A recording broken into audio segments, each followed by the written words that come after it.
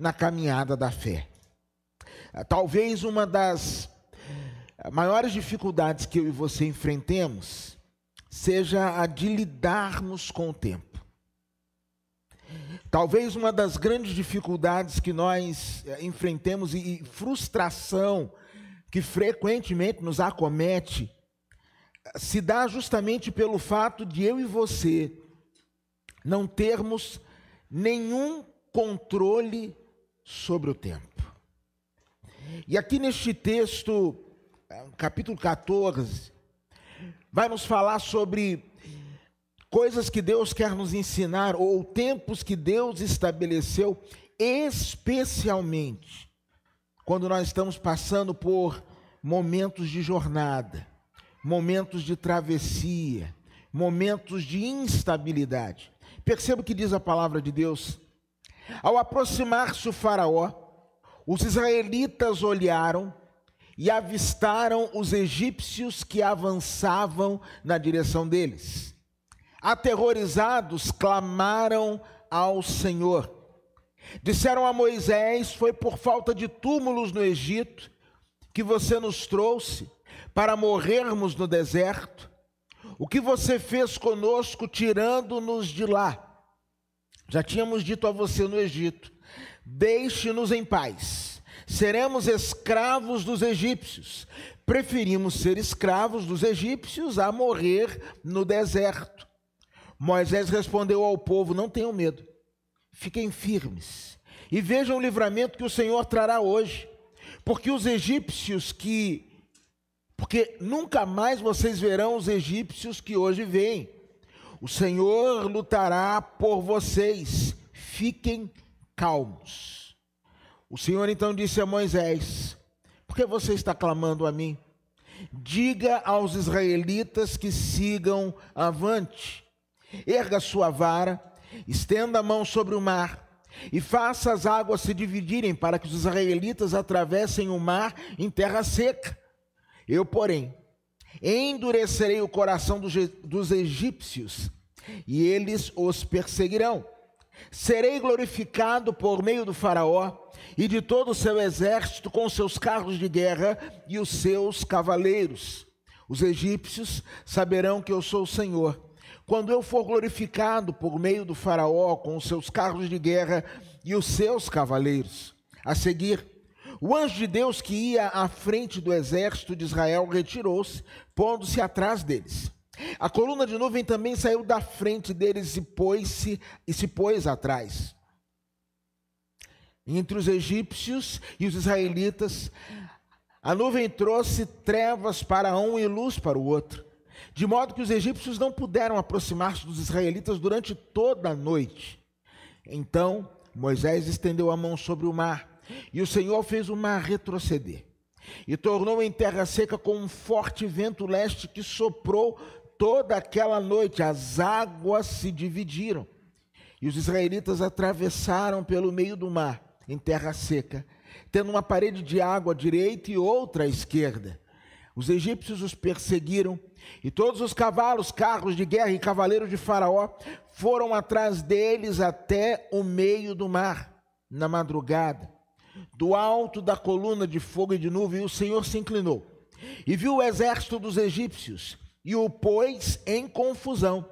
Fez que as rodas dos seus carros de guerra se soltassem, de forma que tinham dificuldades em conduzi-los. Então os egípcios disseram: vamos fugir dos israelitas. O Senhor está lutando por eles contra o Egito. O Senhor disse a Moisés: estenda a mão sobre o mar, para que as águas voltem sobre os egípcios, sobre os seus carros de guerra e sobre os seus cavaleiros. Moisés estendeu a mão sobre o mar. Ao raiar do dia, o mar voltou ao seu lugar. E quando os egípcios estavam fugindo, foram de encontro às águas, e o Senhor os lançou ao mar. As águas voltaram e encobriram seus carros de guerra e os seus cavaleiros. Todo o exército do faraó, que havia perseguido os israelitas mar adentro, ninguém sobreviveu. Os israelitas, porém, atravessaram o mar, pisando em terra seca, tendo uma parede de água à direita e outra à esquerda. Naquele dia, o Senhor salvou das mãos dos egípcios e os israelitas viram os egípcios mortos na praia. Israel viu a mão poderosa do Senhor contra os egípcios. Temeu ao Senhor, pôs nele a sua confiança, como também em Moisés, seu servo. Deixe para mim, por favor, o verso 31. Eu gostaria que você leste este verso aí no seu coração, mas eu gostaria que você, aonde está escrito Israel, colocasse o seu nome, e aonde está escrito egípcios, pensasse naquilo que hoje é o seu grande desafio, a sua grande dificuldade, aquilo que tem roubado a sua paz, aquilo que tem roubado a sua tranquilidade. E aí você pode dizer: Tércio viu a mão poderosa do Senhor contra, Bianca viu a mão poderosa do Senhor contra, Mel viu a mão poderosa do Senhor contra, Gabriel viu a mão poderosa do Senhor contra. E aí Gabriel temeu ao Senhor e pôs nele a sua confiança. Senhor Deus, obrigado pela tua palavra. Ministra aos nossos corações, para a glória do teu nome, em nome de Jesus. Amém. Irmãos, quando eu olho para esse texto, algumas coisas muito me chamam a atenção e algumas delas vocês conhecem muito bem. O povo havia saído do Egito, mas muito mais do que tirá-los do Egito, era projeto de Deus introduzi-los na terra prometida. Deus simplesmente não queria tirá-los do Egito para que eles caminhassem pelo deserto. Deus não quer simplesmente destruir uma vida velha, mas quer que você comece a viver uma vida nova. A caminhada com Deus não se resume ao abandono de antigas práticas, mas também envolve a participação, a inclusão de novas atitudes. Aqui o povo está caminhando rumo à terra prometida. E sempre entre você e o lugar que Deus quer que você esteja, sempre haverá um obstáculo. Entre o povo e a terra prometida tinha o Mar Vermelho, tinha o deserto. Mais à frente tinha o Rio Jordão, tinha as muralhas de Jericó. Entre a manjedoura e o túmulo vazio tinha a crucificação, tinha o escárnio. A vida, a minha e a sua vida, ou a trajetória cristã, ou a caminhada com Deus, ela por vezes é marcada por esses obstáculos que se interpõem entre o lugar que nós estamos e o lugar que Deus quer que nós estejamos. E nós precisamos, irmãos, aprender a lidar com algumas realidades relacionadas ao tempo, para que nós cheguemos no exato lugar que Deus quer que nós estejamos. A primeira coisa que nós precisamos entender, e que é a mais difícil para mim, é que existe um tempo que tudo que Deus quer que nós façamos é que nós nos calemos. Olha o que a Bíblia diz no verso de número 14. O verso 14 diz assim: o Senhor lutará por vocês, fiquem calmos. Outras versões dizem assim: aquietai-vos. Outras versões vão dizer: calai-vos. Existem momentos, irmãos, que você tem até o direito de falar. E que você tem muita coisa para falar. Mas Deus quer que você simplesmente se aquiete. Aquietai-vos e sabei que eu sou Deus. Serei exaltado entre as nações, serei exaltado em toda a terra. Por vezes Deus nos chama para ter um comportamento E geralmente a resposta espiritual é muito diferente daquilo que é o nosso comportamento normal. Irmãos, a grande verdade aqui é que todos nós temos uma grande dificuldade de recebermos, especialmente, ofensa e ficarmos calados. Talvez por conta do nosso ego dilatado, talvez por um histórico de injustiças que já vivemos, e aí você fala assim: eu já fui bobo, hoje ninguém mais me faz de gato sapato. E existem horas, irmãos, que você tem que se calar. Existem momentos que Deus claramente vai dizer para você: fica quieto, não reclama, não abre a boca, não paga com a mesma moeda, não entra na pilha. Irmãos, é interessante que em alguns momentos Jesus não falou nada. Eu não sei se você já percebeu isso. No seu julgamento, por exemplo, ele não falou nada. E ele nos ensina que às vezes num jogo de carta marcada, a melhor resposta é o silêncio. O que ele falasse ali ia ser contrário a ele. Sabe aquela famosa frase dos filmes? Tudo que você disser pode ser usado contra você. Existem momentos nas nossas vidas em que tudo que dissermos pode não, será usado. A Bíblia diz que há um tempo determinado para todas as coisas, inclusive tempo de falar e tempo de calar. Existem lutas que você está enfrentando, que você vai ter que enfrentar no silêncio. Aí eu me lembro de Ana.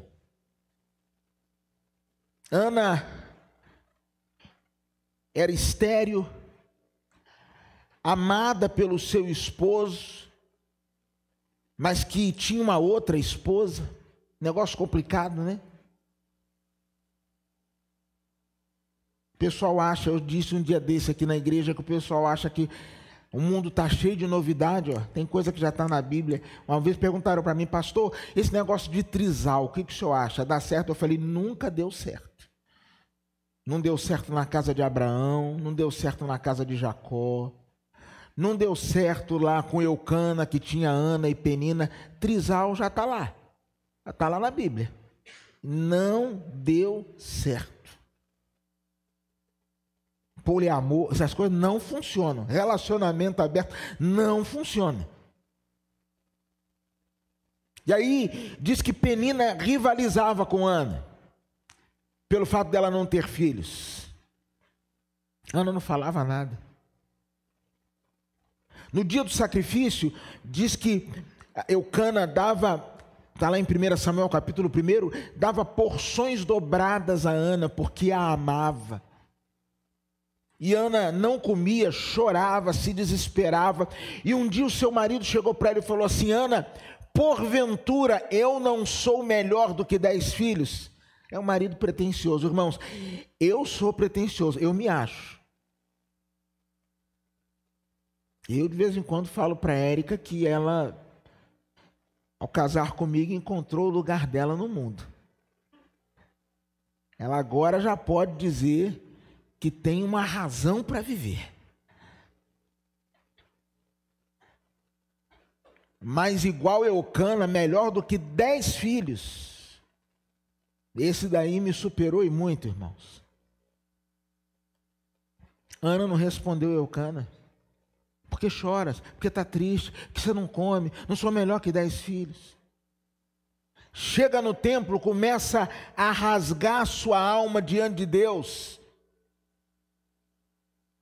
O sacerdote a chama de embriagada. E ela está ali em silêncio, chorando diante do Senhor. Você sabe o final da história de Ana. Peça ao Senhor: Senhor, me dá sabedoria para entender a hora e o local de falar e a hora e o local de calar. Mas há um segundo tempo nessa história.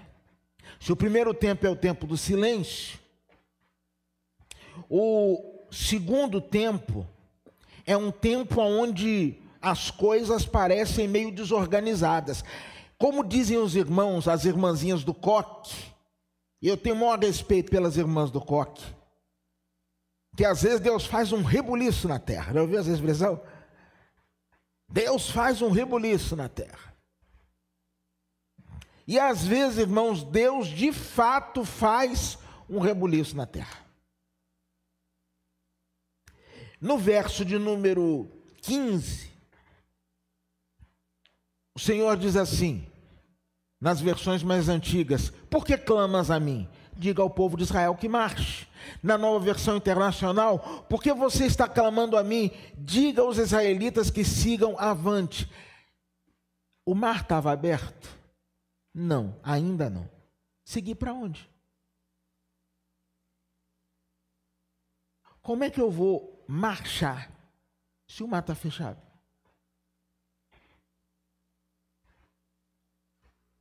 Ou Deus está mal intencionado, ou está mal informado. Ou ele quer que eu morra afogado, ou ele não sabe que eu não sou anfíbio. Eu vou avançar para onde? Deus dá uma direção. Vira para Moisés, no verso de número 16, e diz assim: erga a sua vara, estenda a mão sobre o mar e faça as águas se dividirem. E a impressão que a gente tem, eu já falei isso aqui outras vezes, é que Moisés estendeu a vara, porque no filme é assim. E o mar abriu. Até naquele filme do Jim Carrey, Todo-Poderoso, quando ele está no trânsito, ele faz assim, ó. Os carros todos, né? Imagina se a gente tivesse esse poder na Fernandes Lima, irmãos. Chegar na Fernandes Lima atrasado, para ir para algum lugar, fazer assim, abrir, a gente passar pelo meio. Essa é a impressão que a gente tem. Mas quando você lê o texto de forma mais detida, você vai perceber que no verso 21, então Moisés estendeu a mão sobre o mar, e o Senhor fez o mar retroceder e o tornou em terra seca. Agora, como é que Deus fez isso? Com um forte vento leste, que soprou toda aquela noite, as águas se dividiram. E aí no verso 22, e os israelitas atravessaram pelo meio do mar em terra seca. Deus deu uma direção. E aí começou o vento a soprar. Moisés estendeu a mão, não foi automático. Começa a soprar o vento. Irmãos, eu não sei aqui quem já acampou em barraca. Mas quem já acampou em barraca diz que a pior coisa para quem acampa em barraca é vento e chuva. Se você nunca acampou, você já deve ter ido para a praia com um cunhado lesado. Todo mundo tem um primo, um cunhado lesado. E tem gente que é tão abençoado que tem até mais de um. E se você não tem um primo, um cunhado lesado, talvez o lesado da sua família seja você. É aquela pessoa que vai botar o guarda-sol, mas bota o guarda-sol mal ajambrado. E aí vem o vento, leva o guarda-sol, aí você sai correndo, o guarda-sol dando aquelas piruetas, você correndo atrás. Aí quando você olha, tem comida voando, é uma confusão. E aí a mulher grita: fulano, os meninos, menino correndo para dentro d'água. É a tempestade perfeita. Irmão, você imagina um vento a noite inteira?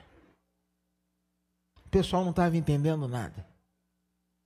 Deus mandou a gente sair do Egito, os egípcios vieram atrás. Deus manda a gente avançar e não abre o mar.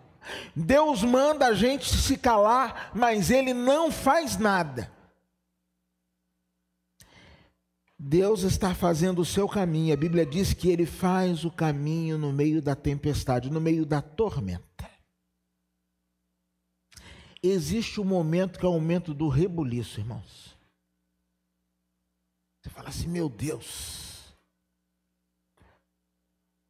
Quando eu penso que não pode piorar, piora. Que vento é esse? Eu não estou vendo aonde isso vai dar, mas eu tenho certeza que Deus está se valendo deste vento para transformar o mar em terra seca. Tem o tempo de calar, mas tem o tempo que a gente não está entendendo nada. É só o rebuliço. Mas tem um terceiro tempo, que é o tempo, irmãos, veja o verso de número 25. Olha como o verso 25 termina. A palavra de Deus vai nos dizer: então os egípcios disseram, vamos fugir dos israelitas. O que está escrito agora? O Senhor está lutando por eles contra o Egito. Há um momento, irmãos, que é o momento de contemplar Deus lutando por nós. Eu sou meio brega em algumas coisas. E tem dia, irmãos, ontem foi um dia que lá em casa a gente colocou de manhã música gospel, só música brega.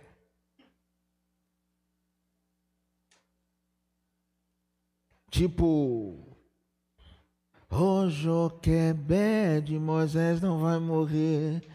Eu posso ouvir o choro do bebê, ô Joquebede. Essas músicas assim. Grandão, grandão, grandão da Galileia, passeia pela já nessa terra, enquanto ele marcha, ele fecha a sepultura. Uma música assim, sabe? Ontem eu estava no brega gospel, estava no manto. E meus irmãos, tem hora que é só a gente olhar para trás e fazer igual aquela música da Cassiane. Deus vai à frente, abrindo caminho, quebrando as correntes, tirando os espinhos, ordena aos anjos para contigo lutar. Ele abre as portas para ninguém mais fechar. Ele trabalha para quem nele confia, caminha contigo de noite e de dia.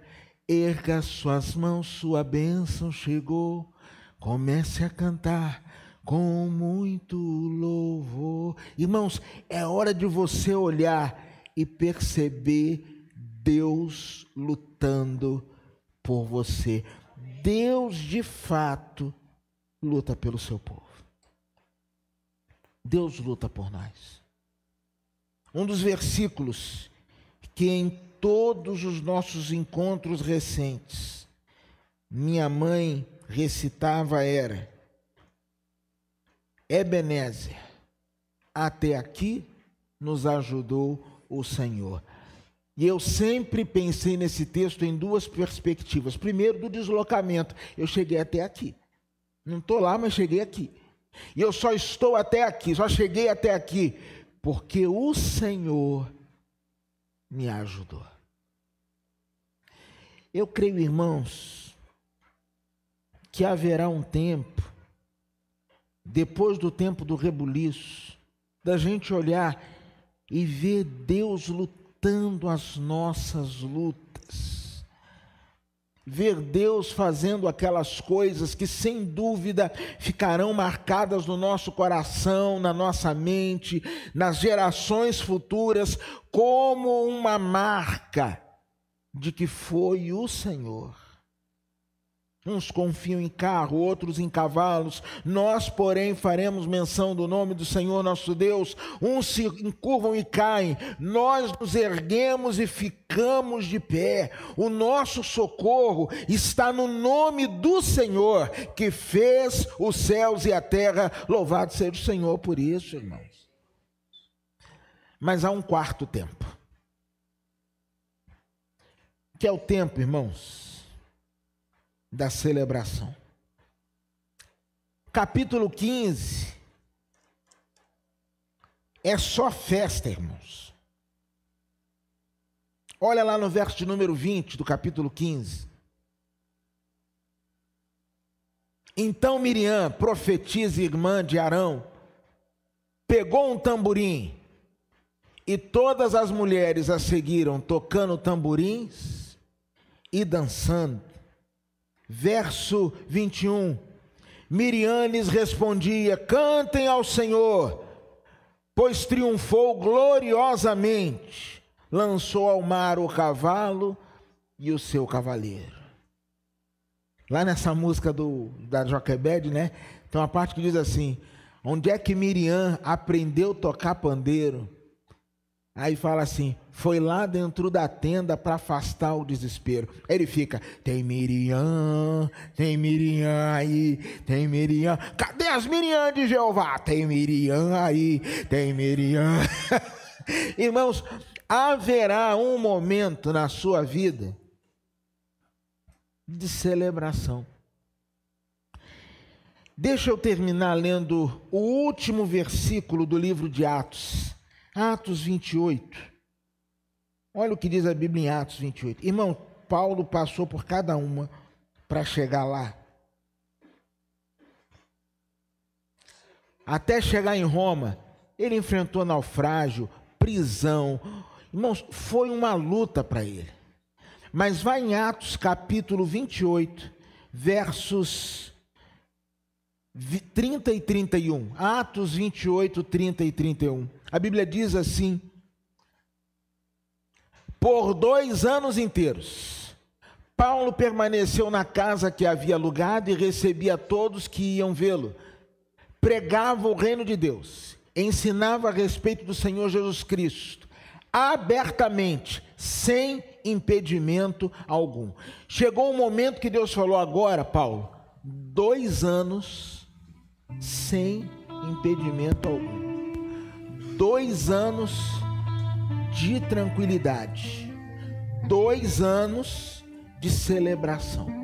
Haverá, irmão, na minha vida, na sua vida, um tempo de refrigério sem impedimento algum. Creia, receba isso em nome de Jesus. Amém. Vamos adorar ao Senhor. Fique em pé no seu lugar, vamos adorá-lo.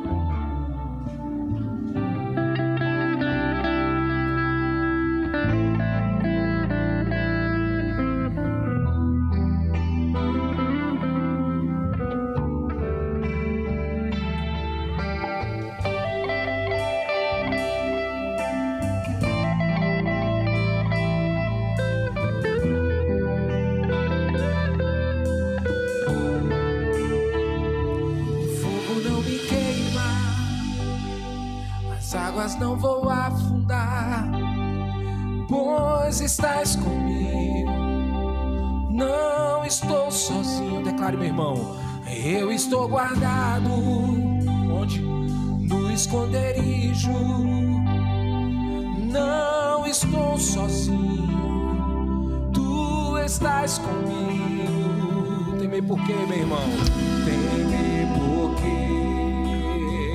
Se eu estou guardado por quem nunca perdeu batalhas.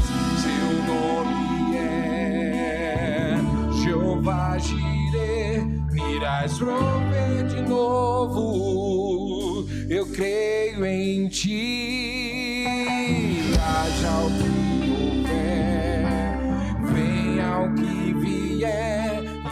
irás prover de novo. Eu creio em ti, eu não vivo do que creio, irás prover de novo. Eu creio em ti. O fogo não me queima, as águas não vão afundar, pois estás comigo, não estou sozinho. Eu estou guardado no esconderijo, não estou sozinho. Tu estás comigo. Temer por quê, meu irmão?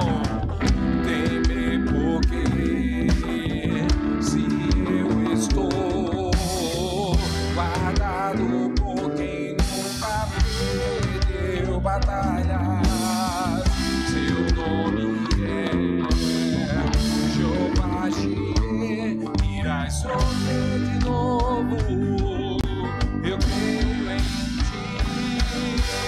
Haja alguém que venha alguém que vier, irás prover de novo. Eu creio em ti. Eu não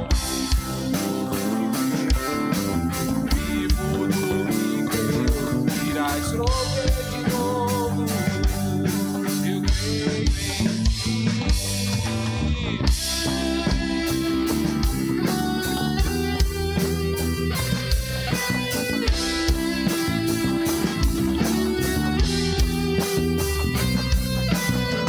A tempestade e o vento forte não vão roubar a minha fé em ti, meu Deus. A tempestade e o vento forte não vão roubar a minha fé em ti, meu Deus.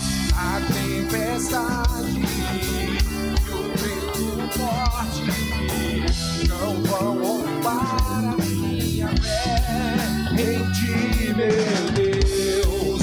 Em ti, meu Deus. Em ti, meu Deus. Temer por quê?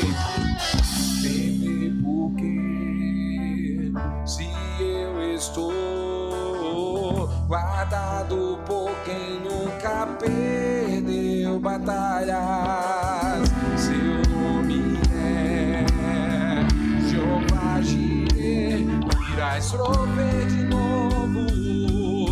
Eu creio em ti. Haja alguém, venha o que vier, irás prover de novo.